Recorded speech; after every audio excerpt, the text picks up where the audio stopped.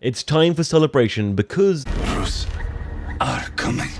So it is finally time for the storyline we've been looking forward to all season, as the Rus clash with Scandinavia. In the previous episode, Harold already found out about this threat coming to his lands, as his people have already been under attack. He gets a warning from Olaf that this is probably an alien force of great magnitude and an army is coming, though he doesn't know about the specifics of the Rus and how strong they are at this point.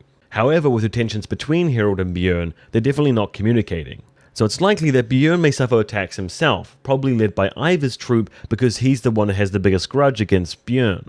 Now we see that Egor is the first one to discover the flag left by the Rus, probably from a separate attack in Bjorn's lands, as we know that Oleg's sending scout groups to a bunch of different territories in the area so we can get a broader understanding of where he's invading. Now it's interesting because the tactics of these scout groups aren't exactly like gathering information secretly and putting in spies to try and find out where people are, but rather terrorizing local groups and leaving their mark behind to show their strength and what's coming. Perhaps Oleg thinks he can scare away a lot of the smaller kings from fighting and just submitting to him right away. Season finale. Who are these people? They plan to invade our country. They are a vast kingdom, rich in resources, huge armies. Perhaps they mean to invade all of Scandinavia. Now we've seen that Egor has become a close confidant for Bjorn, and he's the one that discovered the Rus in the first place. We also know from his backstory, as you're describing to Bjorn on the boat, that he moves around a lot after he was banished. So it's likely he already knows about the Rus, their capabilities, he may even visited them. This will give Bjorn a greater knowledge of the enemy, who they're versing, and also he can tie that to the information they've already got about Ivar being with the Rus, and he'll understand why they're invading, and the true scope of the threat as he knows they're coming for all of Scandinavia, with the revenge of Ivar and the backing of this powerful kingdom. Even if Bjorn wants to ignore this threat and leave it to Harold to deal with as he's now king, he knows he can't because Ivar will target him specifically. It's really cool that he got appointed for this mission and he's going to be with the scouts here, because it's going to finally feel like he's connected back to the Scandinavian world and he's actually affecting the main storyline. We've seen Ivar a lot, planning behind Oleg's back, releasing his brother, talking to Egor, kind of making him think in a certain way, and he's always very reserved and held back and shifty as he knows he can't trust Oleg as he's a nutcase. But now finally he'll have the free reins as he'll be away from Oleg, on his own 2 feet. Well, not really, because he's crippled, but, it's close enough. And with his freedom and away from Oleg, he can start making plans to take him down. Even if Ivar is planning something, we won't get the full resolution to it very quickly. We'll probably get that revealed to us as he actually does the plan, and we see Oleg get really surprised as we get really surprised that Ivar was able to outwit him with so little resources or support. Now, of course, with Ivar being in the region on this scout raid, our theory around him meeting up with Hvitserk is just way more likely now. Hvitserk happens to coincidentally be thrown out and banished to the woods to freeze in winter, and we get these shots of Ivar with a scouting group around Bjorn's area fighting Egor, as we see here, putting Ivar in the exact right place and right time to meet up with Hvitserk to find him, to stumble upon him,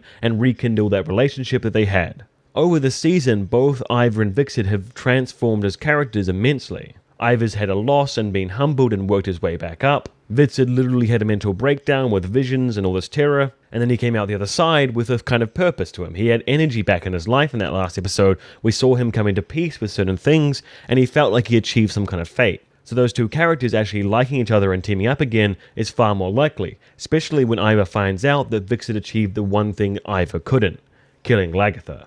Not to say the baggage will be completely gone between them, we still had that vision telling Hvitserk he had to kill Ivar, but either way, it's going to be really fascinating to watch those two characters team up yet again. One of the things this preview really demonstrates that I've enjoyed over the entire Rus storyline this season is this almost endless supply of amazing imagery and cinematography. When we get tied up in the plot and the dynamics and the betrayal and the secrets, we sometimes forget about the amazing production that goes into the show. We get these sweeping shots of the cities and these daunting zoom-ins on Oleg with his wife sitting there stroking the dead polar bear like some Cleopatra level shit. Not to mention these beautiful shots of the snow falling on the vast army of the Rus. This season has truly had one of the best productions out of any Viking seasons we've had, and it's really paying off. Yeah, we cannot possibly resist him. And yet we must resist.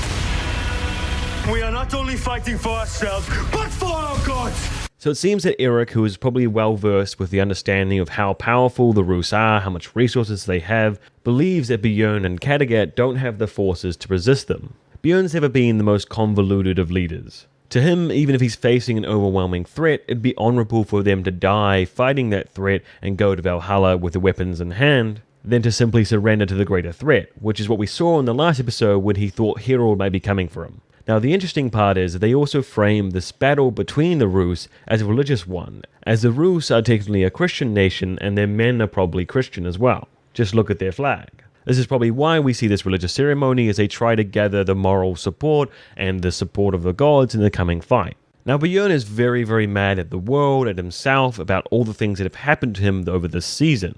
And the last thing he's willing to do is forgive people who have spited him, except Eric may be the one pushing him to try and team up with Harold and face this threat as a whole region. So bringing up the religious element of the conflict is actually quite a good way to convince Bjorn to bridge that gap between him and Harold. Bjorn's not likely to forgive Harold for personal reasons, for his own survival, for even his kingdom's survival, but if it's about his gods, about higher powers, then the most honorable thing he can do is actually side with Harold and fight off the invaders. So possibly this shot here could be Bjorn heading back to Harold to talk about uniting, but maybe not. It's not that much information to go off, and Harold's reaction may seem like it's someone he's surprised to see and a bit angry about, but we don't know for sure. We heard Harold in the previous episode say he won't finally feel he's king until Bjorn is killed. He's that special person for him, and so that's going to make an extra layer of complication for them mending any kind of problems they had, even in a temporary time span. And the last shot of the preview is a hooded figure in probably Iceland walking around with a cane, which got me really excited until I remembered that Uber dressed up in a very similar outfit and was walking around in one of the previous trailers, so it could just be him and they're really messing with us. Now, I haven't talked about this too much, but I do think that Floki will be reappearing in the show before it closes out. They gave an entire episode and dedication to Lagertha's death, and she was a pretty important character. They can't just leave Floki's existence in this limbo land with no resolution. They could find his dead corpse or traces of what he was doing or maybe something like that, but I feel it would be more powerful if he was still alive and he could pass on some advice, some inspiration to Uber before the show kind of closes up. He needs one that'll, sprint to the finish line. So from this preview, it seems the next few episodes will have a bunch of really interesting scenes and meetings between characters with a lot of history. With the world changing so fast, these characters mending fences and getting over that baggage will become a necessity. We'll see Hvitserk face Ivar again, we'll have Bjorn face Harold again, and something really screwed up happening with Flatnose. And if you haven't already, make sure to subscribe to the channel, like the video if you enjoyed it, and I hope you have a wonderful day. Skål!